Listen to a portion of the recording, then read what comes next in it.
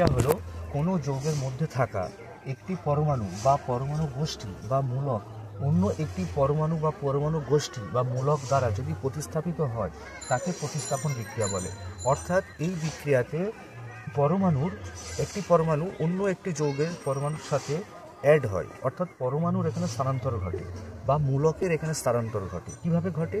যেখানে সক্রিয় ধাতু অতি সক্রিয় ধাতু তার থেকে কম সক্রিয় ধাতুর থেকে তার সাথে আদান প্রদান ঘটে।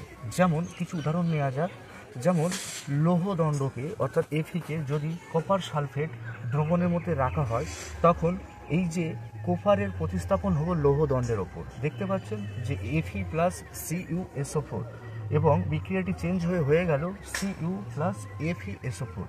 অর্থাৎ এখানে লোহা হচ্ছে অতি সক্রিয় ধাতু, সে তুলনায় কোপার হচ্ছে কম সক্রিয় ধাতু। তাই কোপারের যে মূলকটি ছিল সালফেট মূলক SO4, সেই মূলকটি প্রতিস্থাপিত হয়ে গেল কার কাছে? লোহার কাছে। অর্থাৎ এই যে প্রতিস্থাপন বিক্রিয়াটি এমন একটি বিক্রিয়া যেখানে অতি সক্রিয় ধাতু সেটি কম সক্রিয় ধাতুর থেকে মূলক বা পরমাণুকে সে তার নিজের কাছে টেনে নেবে। আরও একটি উদাহরণ নেওয়া যেতে পারে, যেমন একটি টেস্ট টিউবে 10 ml জলে 0.5 ml সিলভার নাইট্রেট মিশ্রিত করা হলো। এরপর পরিষ্কার তামার তার ওই মিশ্রণে কিছুক্ষণ রেখে দেওয়া হলো। দেখব চকচকে রূপার ক্রিস্টাল অংশ ওই তামার তারের ওপর আপতিত হবে।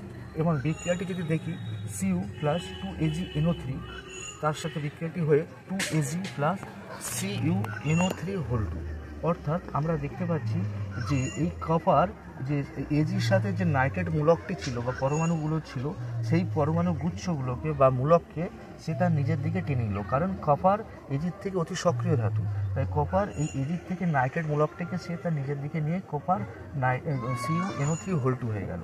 এবং এক্ষেত্রে দেখব ওই দ্রবণের বর্ণ নীলাভ হয়ে যাবে, কারণ এই নাইট্রেট CuNO3 এই যে যৌগটি রয়েছে এর জন্য দ্রবণের বর্ণও চেঞ্জ হয়ে যাবে। এইবার আমরা আরও কিছু উদাহরণ নিতে পারি, যেমন 2Na অর্থাৎ সোডিয়ামের সাথে যদি 2 অণু জলের বিক্রিয়া ঘটানো হয়, তাহলে দেখতে পাবো 2NOH প্লাস H2। এটাও দেখতে পাবো একটা প্রতিস্থাপন বিক্রিয়ার উদাহরণ। এরপর আরেকটি প্রতিস্থাপন হলো 2AiAl প্লাস Fe2O3, সেখান থেকে Al2O3 এবং 2Fe উৎপন্ন হচ্ছে। এইগুলো আমরা প্রতিস্থাপন বিক্রিয়ার উদাহরণ মেনে নিতে পারি। এই বিক্রিয়া দুই ধরনের হতে পারে, একটি হচ্ছে ইলেকট্রন আকর্ষণধর্মী হয় এবং একটি কেন্দ্রধর্মী হয়।